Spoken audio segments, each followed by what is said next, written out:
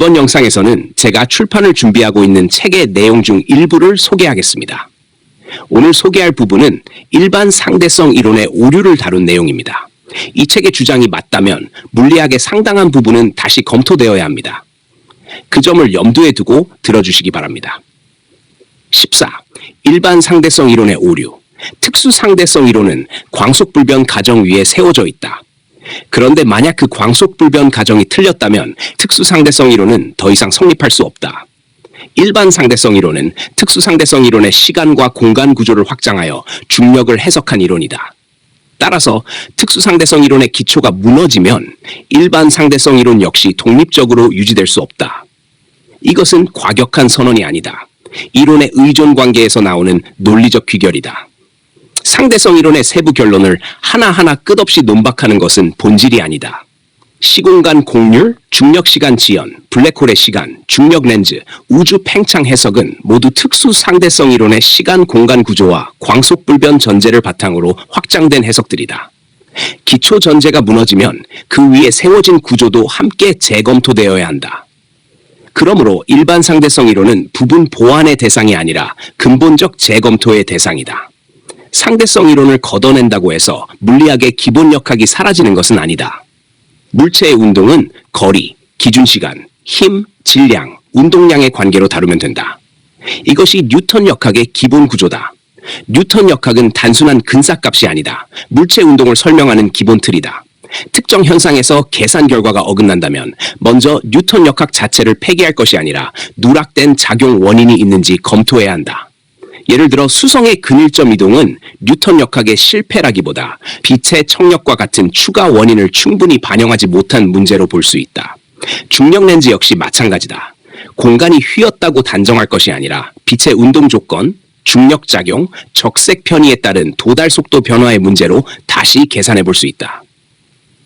공간은 본질적으로 물리적 실체라기보다 물체의 위치와 거리를 정의하기 위한 배경 개념이다. 물리학에서 실체로 다루어야 할 것은 물체다. 공간은 그 물체들 사이의 관계를 기술하기 위한 좌표계로 볼 수 있다. 물론 공간을 독립적으로 가정할 수는 있다.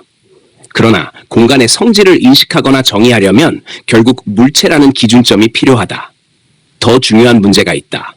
공간 자체를 작용하는 존재로 취급하려면 그 공간이 무엇을 통해 물체에 작용하는지 물리적으로 설명해야 한다. 여기서 먼저 분명히 해야 할 점이 있다. 이 장은 중력 효과 자체를 부정하지 않는다. 천체의 운동 변화, 빛의 경로 변화, 중력 조건에 따른 측정값의 차이. 이런 현상들은 실제로 검토해야 할 대상이다. 문제는 그 현상을 곧바로 공간이 휘었다라는 실체 명제로 해석하는 데 있다. 중력 효과는 분명히 존재한다. 하지만 그것이 반드시 시공간 공률을 뜻하는 것은 아니다. 중력 효과는 뉴턴 역학적 중력 해석, 입자적 상호작용, 빛의 도달 조건 변화로도 다시 검토할 수 있다. 따라서 일반 상대성 이론의 문제는 관측값이 전혀 없다는 데 있지 않다. 문제는 관측된 중력 효과를 시공간 공률이라는 존재론적 설명으로 격상시키는 해석 구조에 있다. 만약 어떤 힘이 모든 물체에 동일한 비율로 작용한다면 우리는 그 힘의 효과를 마치 공간 자체가 변한 것처럼 착각할 수 있다. 일반 상대성 이론은 바로 이 방향으로 나아간다. 중력을 힘으로 보지 않고 질량이 시공간을 휘게 만들며 물체는 그 휘어진 시공간을 따라 움직인다고 해석한다. 이 설명은 수학적으로는 정교해 보인다. 그러나 물리적 실체의 관점에서는 근본적인 문제를 피하기 어렵다. 일반 상대성 이론은 물체가 왜 그렇게 움직이는가라는 질문의 원인을 중력장이 아니라 시공간의 공률로 바꾸어 말한다. 하지만 이때 공률은 새로운 물리적 원인을 제시한 것이 아니라 관측된 운동을 다른 언어로 다시 기술한 것일 수 있다. 물리학에서 중요한 것은 그렇게 기술할 수 있다가 아니다. 중요한 것은 어떤 실체적 작용이 그러한 효과를 만드는가이다. 공률이 실체라면 그 공률이 물체에 작용하는 경로가 제시되어야 한다. 무엇을 매개로 작용하는지, 에너지와 운동량은 어떻게 교환되는지 설명되어야 한다. 이 지점이 명료하게 제시되지 않는다면 공간이 휘었다라는 말은 물리적 설명이 아니라 표현 방식에 머물게 된다. 결국 일반 상대성 이론의 핵심 문제는 중력 효과를 설명하려 했다는 데 있지 않다.